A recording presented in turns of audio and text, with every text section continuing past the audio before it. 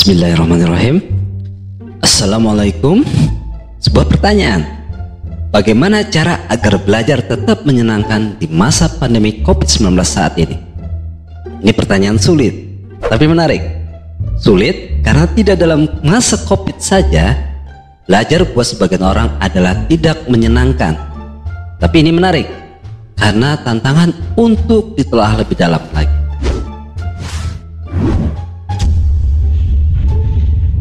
Agar dapat belajar dengan menyenangkan, siswa harus suka dulu dong dengan pelajarannya, iya dong.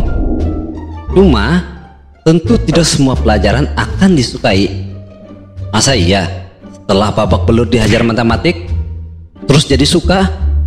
Itu drama. Dan tiap siswa itu berbeda pelajaran apa yang disukainya. Betul dong?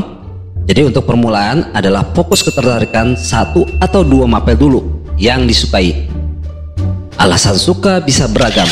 Bisa suka biologi karena pengen jadi dokter mungkin, suka seni, suka olahraga, suka pelajaran sejarah, atau suka dengan gurunya yang ganteng, rupawan, baik hati dan tidak sombong, atau suka karena dia ya apalah, yang penting suka.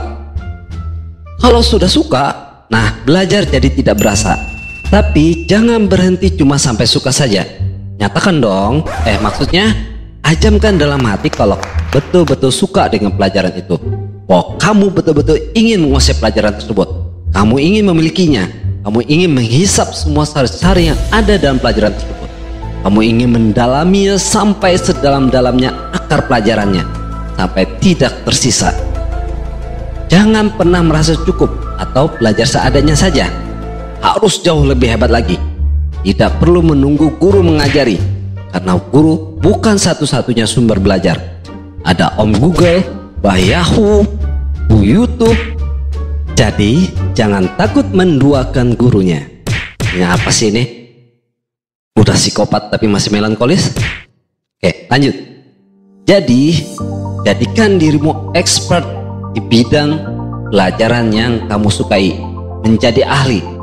Kalau kamu ahli atau jago dalam pelajaran yang kamu sukai, maka kamu akan ketagihan untuk terus mempelajarinya. Karena ilmu itu ibarat ekstasi yang bikin candu tapi tak pernah merasa cukup. Anjay. Contoh, saya suka pelajaran fisika, pelajaran yang laki menurut saya. Jadi saya belajar fisika tanpa beban mental. Ada yang saya tidak mengerti, saya akan datangi rumah gurunya untuk meminta penjelasan tambahan. Di kuliah, saya mengambil tambang.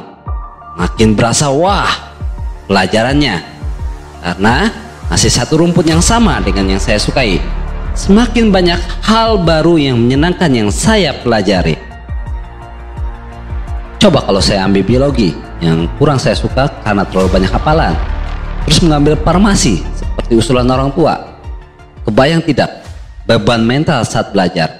Akan ada banyak waktu yang habis untuk bermain MOBA sebagai pelarian. Ada yang seperti itu? Kalau ada, selamat, Anda sudah salah jurusan.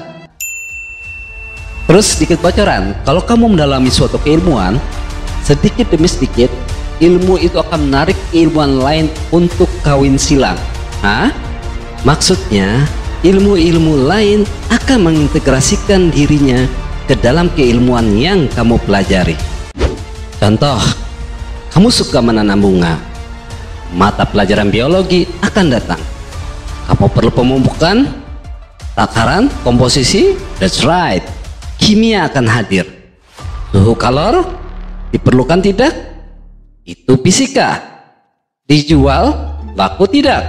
Ya, itu belajar ekonomi. Baiklah, inilah yang saya sebut dengan pendekatan belajar interest contextual learning. Para guru, ada yang pernah dengar? Tentu saja tidak, karena ini baru saya yang memperkenalkannya. Jadi tingkat lanjutnya adalah kalau ketemu dengan mata pelajaran lain, segera kaitkan dengan hal yang disukai. Tidak ketemu, ya sudahlah, jangan memaksakan diri, pelajari aja secara birokratis. Yang penting tuntas. Kalau ada peluang dapat nilai lebih, sikat. Lanjut. Kedua, jangan takut. Mumpung di sekolah, jangan takut melakukan kesalahan. Sekolah adalah tempat untuk belajar melakukan kesalahan. Kalau salah, ya perbaiki, ulangi. Capek? Jangan khawatir, kan tadi sudah suka. Mengulang berapa kali pun nggak akan masalah.